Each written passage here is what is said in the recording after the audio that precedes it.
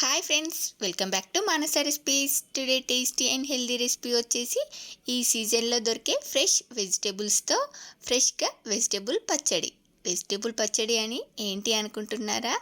ఇది ఒక్కసారి ఇలా ట్రై చేసి చూడండి, చాలా టేస్టీగా ఉంటుంది. మరి మీకు కూడా ఇది ఇలా పర్ఫెక్ట్గా రావాలంటే వీడియోని స్కిప్ చేయకుండా చివరి వరకు చూసేయండి. మరి ఇప్పుడు లేట్ చేయకుండా చాలా టేస్టీగా యమ్మీగా ఈ వెజిటేబుల్ పచ్చడిని ఎలా ప్రిపేర్ చేయాలో చూసేద్దామా? ఈ వెజిటేబుల్ పచ్చడి కోసం ఇలా మీకు నచ్చిన వెజిటేబుల్స్ని, మీ దగ్గర ఉన్న వెజిటేబుల్స్ని తీసుకొని నీట్గా వాష్ తీసుకొని వీటిని ఇలా మీకు నచ్చిన సైజులో ఇలా ముక్కలుగా కట్ చేసుకోండి. ఇక్కడ క్యారెట్, కాకరకాయ, చిక్కుడుకాయ, గోరుచిక్కుడుకాయని అలాగే ఇలా పచ్చిమిర్చిని కూడా తీసుకొని ఇలా మధ్యలోకి చీల్చి తీసుకున్నాను. మీరు కావాలంటే కాలీఫ్లవర్, బీన్స్ ఇంకా మీకు నచ్చిన వెజిటేబుల్స్ని కూడా తీసుకోవచ్చు. చూడండి, దీన్ని చేసుకోవడానికి ముందుగా ఇలా ఒక ప్యాన్లోకి 1 టీ స్పూన్ మెంతులు, 2 టీ స్పూన్ల ఆవాలు, 1 టీ స్పూన్ జీలకర్ర వేసుకొని వీటిని కొంచెం చిటపటలాడేంత వరకు ఫ్రై చేసుకోవాలి. వీటిని ఇలా చిటపటలాడేంత వరకు ఫ్రై చేసుకున్న తర్వాత ఇప్పుడు దీనిలోకి ఇలా ఒక 2 టేబుల్ స్పూన్ల నువ్వులను కూడా యాడ్ చేసుకొని ఇలా ఇవి కూడా కొంచెం చిటపటలాడేంత వరకు ఫ్రై చేసుకొని వీటిని మిక్సీ జార్లో వేసుకొని వీటిని ఇలా మెత్తని పొడిలా గ్రైండ్ చేసుకొని ఇలా వేరే గిన్నెలోకి తీసి రెడీగా పక్కన పెట్టండి. మళ్ళీ ఇదే ప్యాన్లోకి కొంచెం ఆయిల్ వేసుకొని దీనిలోకి మీకు కారానికి సరిపడా పచ్చిమిర్చిని వేసుకోండి. నేను ఒక 20 వరకు పచ్చిమిర్చిని ఇలా మధ్యలోకి దించి వీటిని ఇలా కొంచెం ఫ్రై చేసుకొని తీసుకోవాలి. ఇప్పుడు మళ్ళీ ఇదే ప్యాన్లోకి ఇలా నేను పచ్చిమిర్చిని మధ్యలోకి తుంచి తీసుకున్నాను కదా, వీటిని కూడా ఇలా కొంచెం ఫ్రై చేసుకొని తీసుకున్న తర్వాత దీనిలోకి ఇంకొంచెం ఆయిల్ వేసుకొని ఇప్పుడు దీనిలోకి నేను ఇక్కడ క్యారెట్, గోరుచిక్కుడుకాయను వేసుకున్నాను. మనకు ముందుగా ఏవి కొంచెం టైం పడతాయో వాటిని ముందుగా వేసుకొని తర్వాత మిగతావి వేసేసుకొని వీటిని ఇలా మంచిగా ఫ్రై చేసుకోవాలి. చూడండి, ముందుగా నేను క్యారెట్, గోరుచిక్కుడుకాయ వేసుకొని ఫ్రై చేసుకున్న తర్వాత కొంచెం చిక్కుడుకాయ కూడా వేసుకొని వీటిని ఇలా ఫ్రై చేసుకొని తీసుకుంటున్నాను. చూడండి, ఇవి ఫ్రై చేసుకున్న తర్వాత లాస్ట్లో కాకరకాయని ఫ్రై చేసుకుంటున్నాను. మీకు కాకరకాయ ఇష్టం లేని వాళ్ళైతే కాకరకాయని స్కిప్ చేసేయచ్చు, మీకు నచ్చిన వెజిటేబుల్స్ని యాడ్ చేసుకోవచ్చు. కాకరకాయ ఫ్రై అవ్వడానికి కాస్త టైం పడుతుంది కదా, ఈలోపు మనం ఈ పచ్చిమిర్చిని ఫ్రై చేసి పెట్టుకున్న పచ్చిమిర్చిని ఇలా గ్రైండ్ చేసుకొని తీసేసుకోండి. ఈలోపు చూడండి, మనకు కాకరకాయలు కూడా ఆల్మోస్ట్ ఫ్రై అయిపోయినట్టే.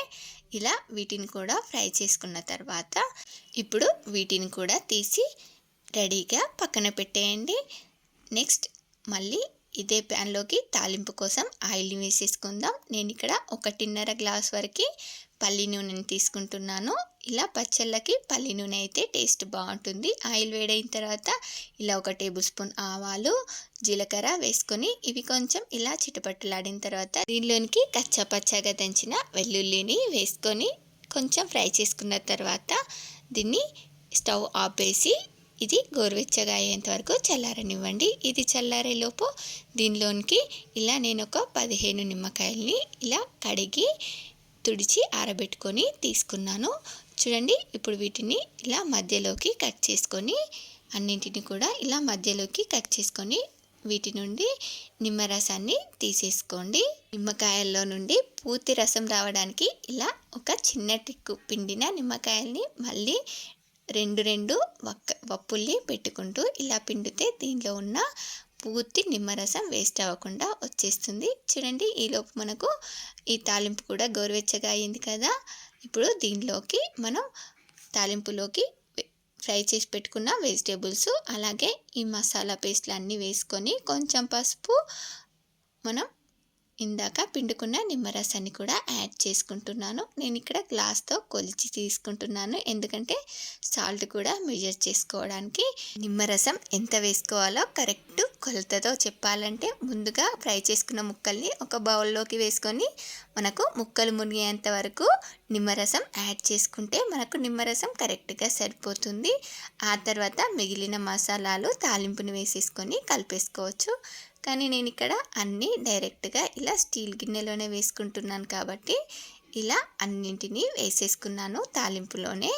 చూడండి, ఇలా వీటిని నిమ్మరసం మనం గ్రైండ్ చేసుకున్న మసాలాలు వేసుకున్న తర్వాత నేను ఇక్కడ 2 గ్లాసుల నిమ్మరసానికి అలాగే వెజిటబుల్ ముక్కలు కూడా ఉన్నాయి కాబట్టి 1 గ్లాస్ రాళ్ళుప్పుని యాడ్ చేసుకున్నాను. మీరు రెగ్యులర్గా యూస్ చేసే సాల్ట్ వేసుకున్నట్లయితే 1.5 గ్లాస్ వరకు వేసుకుంటే కరెక్ట్గా సరిపోతుంది. ఇప్పుడు ఇదంతా కూడా బాగా కలిసేలాగా ఇలా బాగా మిక్స్ చేసుకోవాలి. చూడండి వెజిటేబుల్ పచ్చడి ఎంత బాగా రెడీ అయిపోయిందో. ముందుగా ఈ వెజిటేబుల్ పచ్చడి పేరు వినగానే నేను కూడా ఆశ్చర్యపోయాను. ఇది మా చెల్లి వాళ్ళ అత్తయ్య గారు వెజిటేబుల్ పచ్చడి చేసిందని చెప్పింది. దీన్ని ఎలా చేయాలో అడిగి నేను కూడా ట్రై చేశాను. చాలా బాగా కుదిరింది. టేస్ట్ చాలా బాగుంది. దీన్ని మీరు కూడా ఒకసారి ఇలా తప్పకుండా ట్రై చేయండి. మరి మీలో వెజిటేబుల్ పచ్చడిని ఎవరైనా చేసి ఉంటే మీరు ఎలా చేస్తారో కామెంట్ బాక్స్లో కామెంట్ చేయండి. అలాగే మీకు ఈ రెసిపీ కనుక నచ్చినట్లయితే ఒక లైక్ చేసి మీ ఫ్రెండ్స్ అండ్ రిలేటివ్స్కి షేర్ చేయండి. అలాగే మరిన్ని టేస్టీ అండ్ హెల్దీ రెసిపీస్ కోసం మానస రెసిపీస్ ఛానల్ని సబ్స్క్రైబ్ చేసి దాని పక్కనే ఉన్న బెల్ సింబల్ని క్లిక్ చేయండి. Thank you for watching my video.